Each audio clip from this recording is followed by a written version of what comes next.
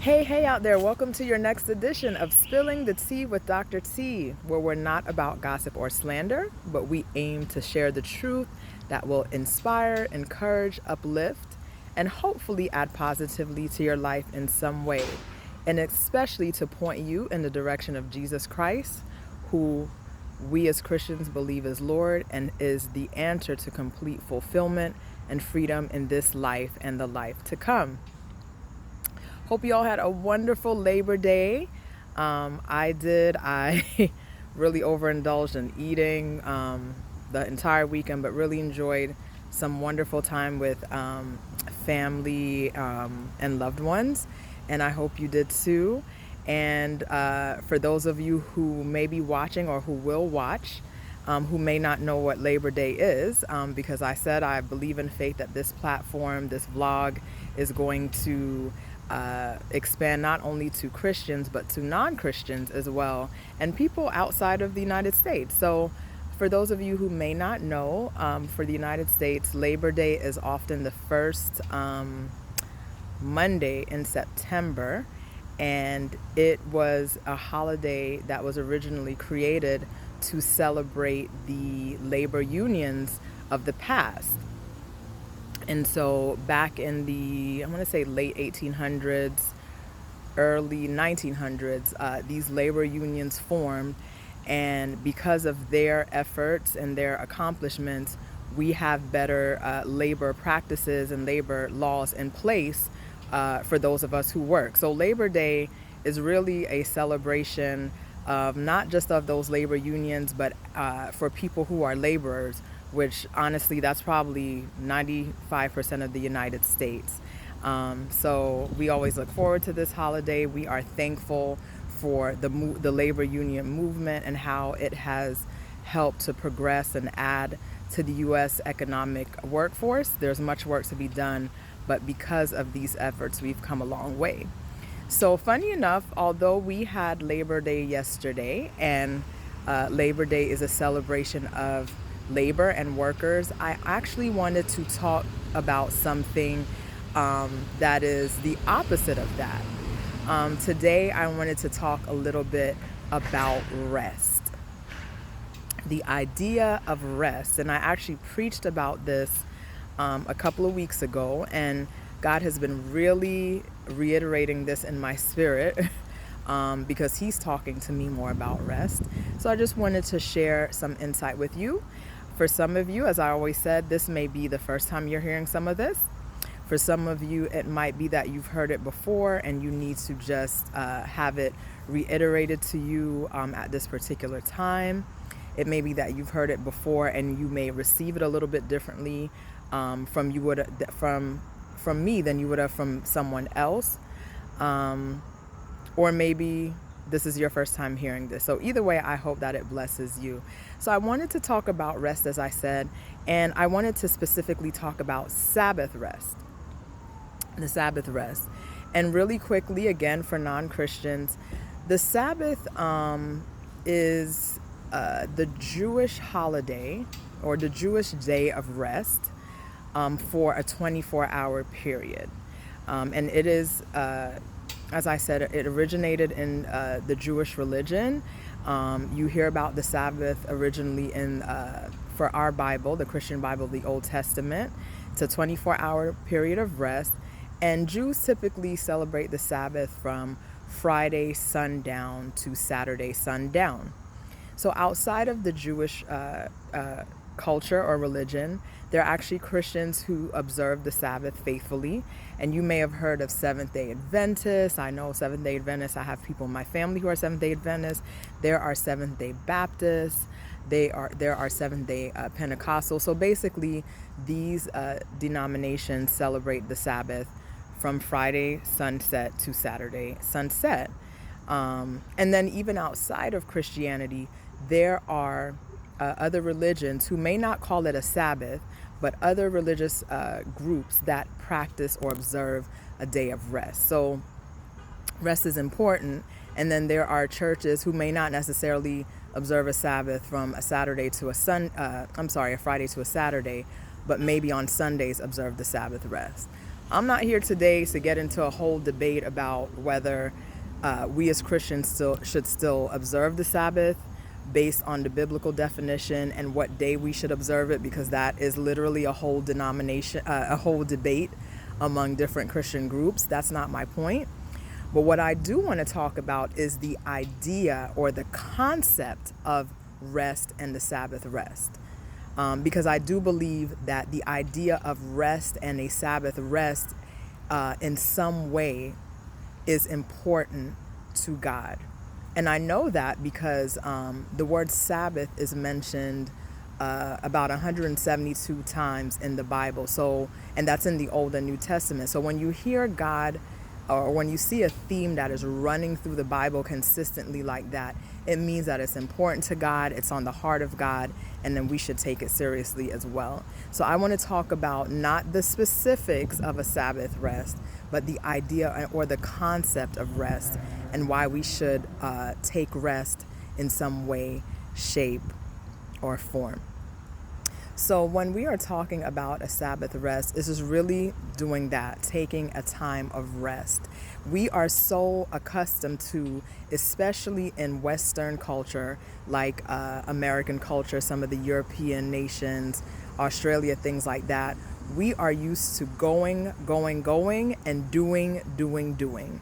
We always have an agenda. There's always things to do, and there's absolutely nothing wrong with that. We all are called for a purpose, and we have different hats that we're wearing and things that we need to accomplish in life, and God has put us here to accomplish those purposes. But at the same time, we also just as strongly have to take the time of rest, of a Sabbath rest, of just being. So the first important thing of a Sabbath rest, or the concept of a Sabbath rest, is that you simply want to take time to be still and to just be. Not do, not go, but to simply be. You want to be present to, first of all, yourself. We often, so often, get tied up, as I said, in doing other things or doing for other people. But what is it that you need to stay refreshed and to stay renewed? What do you need? What do you personally need in your schedule to bring your mind and your body rest? If you have to take a nap on Sunday evenings after church for 3 hours to give you that rest and replenishment, then you should do that. If being outside in nature, riding your bicycle, taking a walk, walking along the beach, then you should do that. Be very present to what you need to be refreshed, and just be. Just simply be. You know, the best people that we can learn this concept of just being from is children. I love to sit and watch children just run around and laugh and play as if they don't have a care in the world. And you know why? Because they don't have a care in the world. And they literally live like they don't have a care in the world. They're not aware of bills. They're not, before a certain age, really aware of evil. They're not aware of danger. And they're just being. They're just being very present in the moment that they're in and in the life that we're living. So we, as children of God, have to learn to just be. Be present to ourselves, first of all. The next thing you want to be present to is God. So that means you have to take time and just sit still and be with God. Take time, whether it be a couple of times a week. I try to do this every day, where you just sit and you be with God. Don't really ask him for anything. Just sit and invite his presence. Just literally say, God, just come and sit with me, and just be in tune with his presence and let him minister to you. So be present to yourself, be present to what's around you, be present to God in silence. And the third thing is that you want to be present in community. So what that means is take time to enjoy and spend quality times with people you love, whether that be your family, whether it be your church family, whether that be friends, be with friends, go out to dinner, grab coffee with people, go catch a movie, just be in community, just share stories and laugh and sit around a table and turn your cell phones off and just be.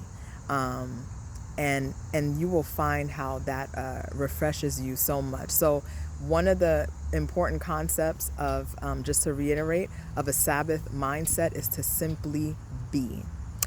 Just be present to yourself and to just living, be present to God and his presence, and to be present to community. Sabbath mindset. The second important concept of a Sabbath mindset is that it's beneficial. Rest is absolutely necessary and beneficial to a healthy and fulfilling life. Just medically, physically, besides just making us feel good, we need physical rest to help our immune system to fight off disease. Rest decreases the inflammation in the body, which, for example, leads to less heart disease. Resting of the body allows the muscles and the tissues and the organs to repair themselves after you've stressed them and you've done strenuous things. So we need the benefit of rest for our physical health. And I'm sure if you do a survey of your life, most of us are not getting the amount of physical rest that we need. And I'm just as guilty. There's times when I was in school, whether it was in medical school, which you can't help that, medical school or seminary school, or just running and doing things where I was just, going off a few hours rest in a 24 to 36 hour period. But that rest is so important, and you're more productive when you get that physical rest. But not only physical rest, because how many people know that you can have physical rest, but then not engage in mental rest? And mental rest is so important and just as important as physical rest. Some of us, our minds are constantly racing.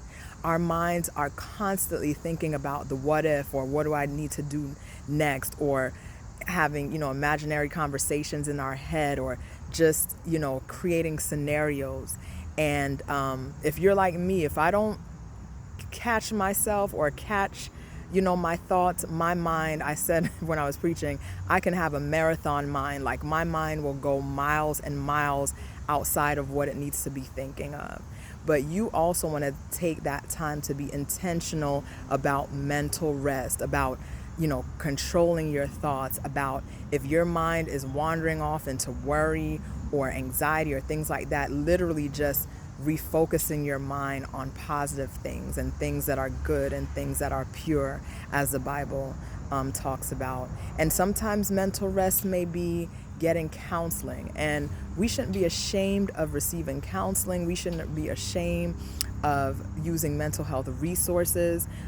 All of us in life, we've taken some hits, we've gone through some difficulties, and we're so used to just taking the hit and moving on that this stuff kind of piles up within us and comes out in negative behavior. So take that time for mental health and for that mental rest. And sometimes mental rest is just vegging out sometimes. It can be meditating, as I said, meditating on good things, but sometimes mental rest is not having to think so intelligently. Like, there's times I just want to watch a show that's funny, that's just going to make me laugh, and I don't want to dissect it. I don't want to really have, some moral story behind it. Like, I just want to laugh. So sometimes that's good as well. So Sabbath mindset, first of all, just be. Second, Sabbath mindset, realize that rest is beneficial in so many ways to us physically and mentally. And thirdly, a Sabbath mindset is one that allows us to realize that God is boss. Jesus Christ is Lord.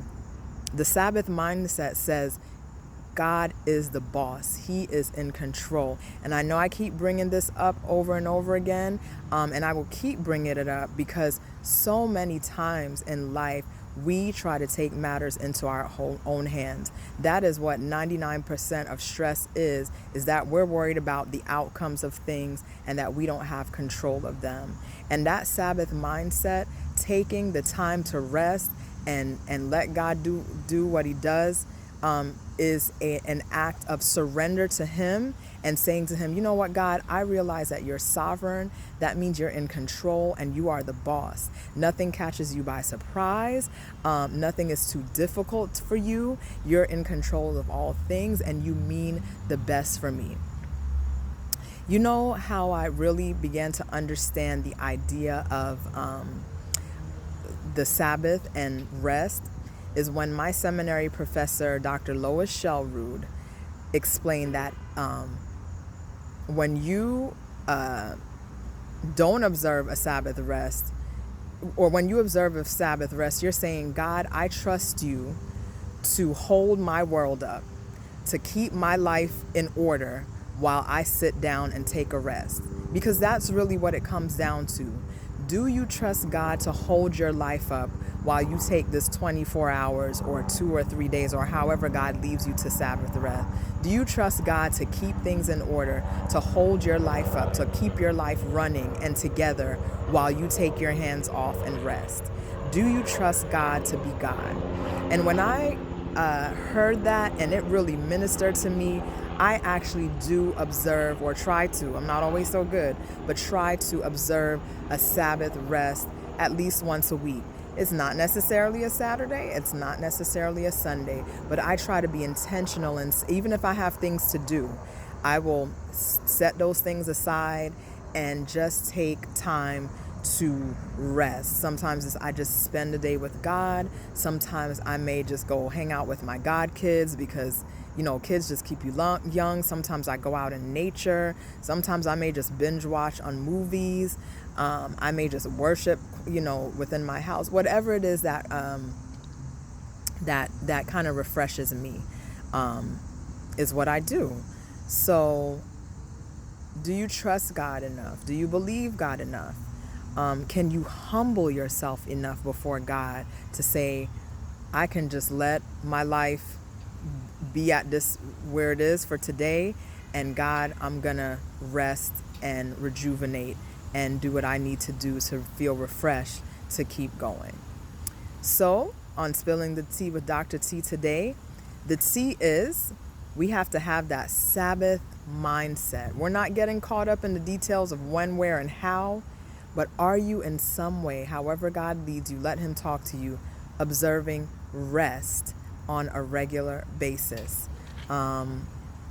As Dr. Reamer would say, Sabbath is that, and I'm sorry if I'm not saying it right, is that what do you need to do in your rhythm? What do you need to do regular in your rhythm to be refreshed and renewed, basically? And so we have to practice and have that Sabbath mindset to just simply be present to ourselves, be present to community, be present to God. We have to realize that there's a benefit to rest. And we also understand that when we have and live a Sabbath mindset, it is an act of surrender and humility before God to say, God, you are God. Jesus Christ is Lord, and we can hand our life over to you. It's not in our efforts and our doing, it's in our being and abiding with Him. And then He empowers us to do what we need to do. Amen. Have a wonderful, wonderful, wonderful week.